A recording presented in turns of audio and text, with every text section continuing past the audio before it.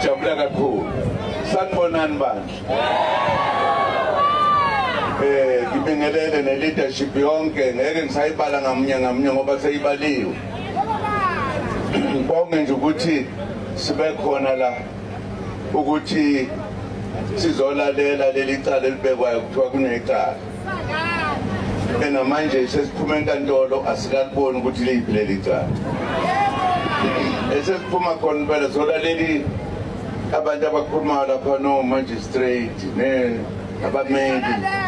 Kodwa ngeke sikutshene ukuthi bathi konakelephi ngoba konakele indawo. Ngiyabonga-ke kuthiwa ngibingelele nje kuphela. Ngizobingelela lokhu kwangempela. Nginganibingeleli manje.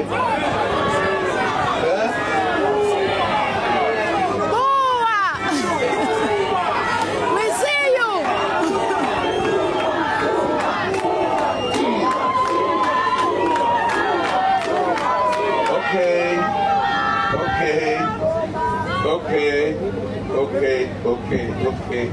Go on it again. Buwa. Nakusengisizi. Itakuwa kasutu he.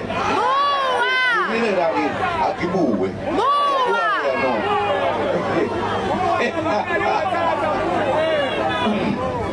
No. Comrades, ngeke ngisakhuluma ngoba ama comrades asekhuluma ikakhulukazi unobhala.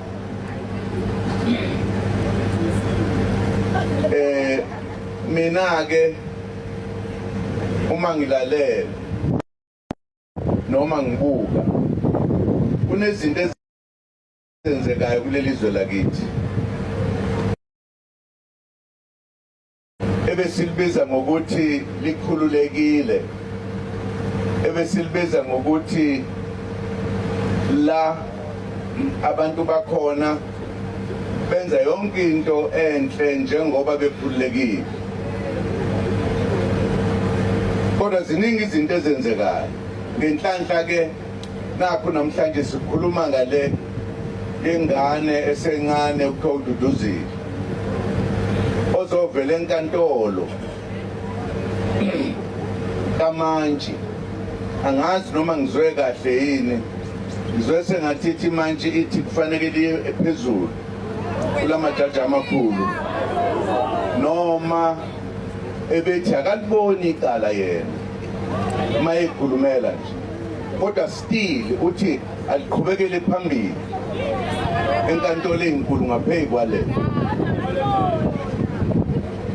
Inkinga ke ekhona kimina uma ngisizibuka nje thina sisodwa, kunezinto ngesinye isikhathi esizikhulumayo kodwa sikhulume nje ebese siphelele endleleni.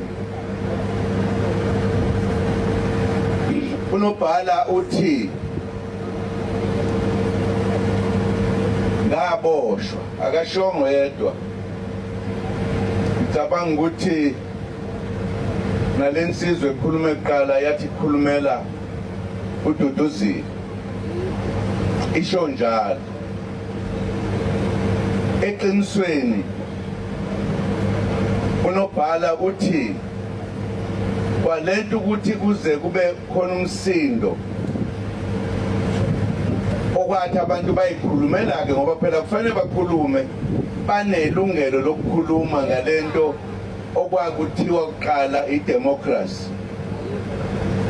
Uma ungayilalela nje isho izinto ezini ngokufanele bazikhulunywe, kuhlonishwe, kwenziwe konke. Usenzeka yini manje? Uma ungathatha mina nje njengoba kade unobhala esho, ngomunye owadela ukufa ukuthi alethe inkululeko eSouth Africa. Kangangokuthi ngiboshwa izitha abacindezeli, bangigweba iminyaka engama-10 kanye nenyanga eziwu6 ngoba khona ngake ngagwetshelwa nje lento okuthiwa kwakuthiwa yini konje Nkosi yami uboshwa nje ungasiwe enkantolo uboshwe nje ushawa ilokhuza namaphoyisa kwafa abantu amanye amagama izimisela ukunikezela ngomzimba wami ukuthi ngife uma kufuneke kufike ngaba yisosha ngizilindele ukuthi ngafa noma nini ngifela abantu bakithi nje kuphela ababecindezelekile angizange ngiboshwe ngingenzanga lutho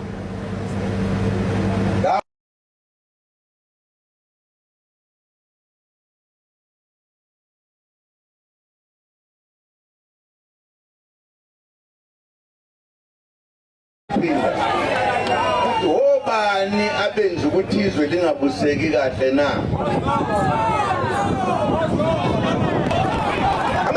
thina okuthiwa wona aphethe umthetho sisekelo obuwona ophethe yonke imithetho eSouth Africa mayithola lento esikhundleni sokubathi uyaphetha baba thumela lento lapho kufanele khona noma beka umuntu ozokhuluma noZuma bathi awusiyamshada nathi seshilo baswethu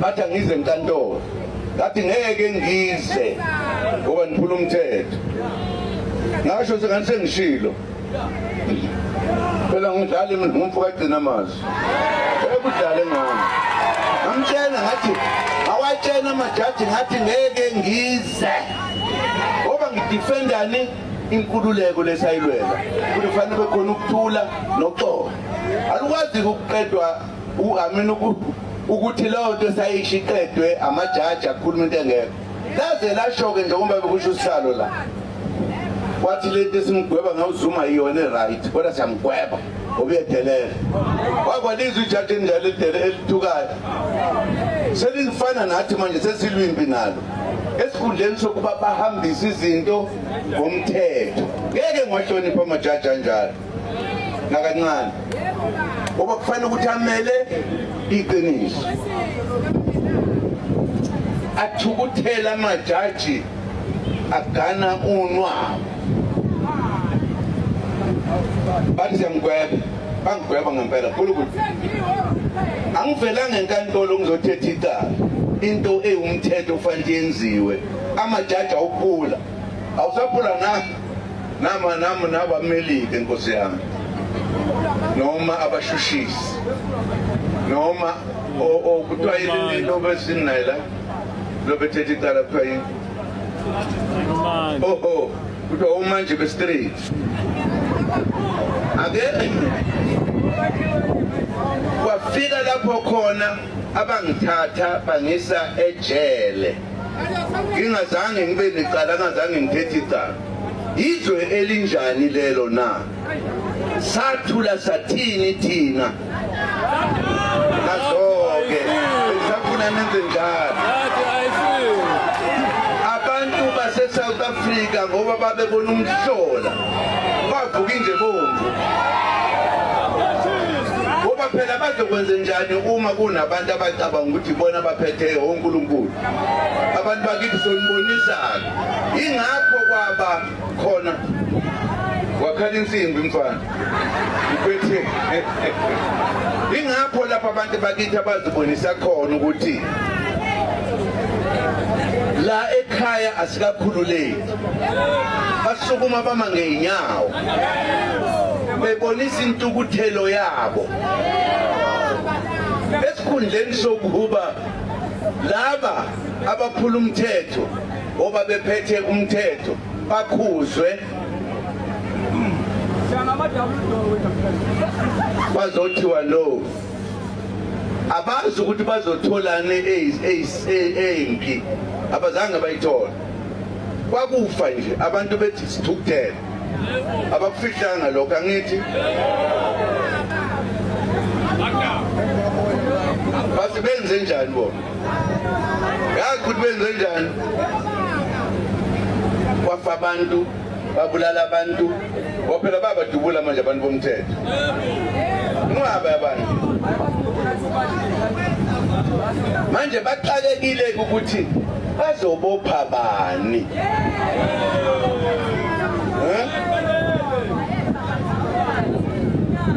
Babona ukuthi ngoba abantu bayakhuluma yini le nikhuluma kuyona le eniphathayo. TikTok, Twitter. Oh, kuthiwa uTwitter. Manje amaphoyisa ukhishwe ulokhuzana umongameli wakhipha amasosha ukuthi awazobulala abantu abaphetheyo. Akakhuzi. Waphuma hey kunzima.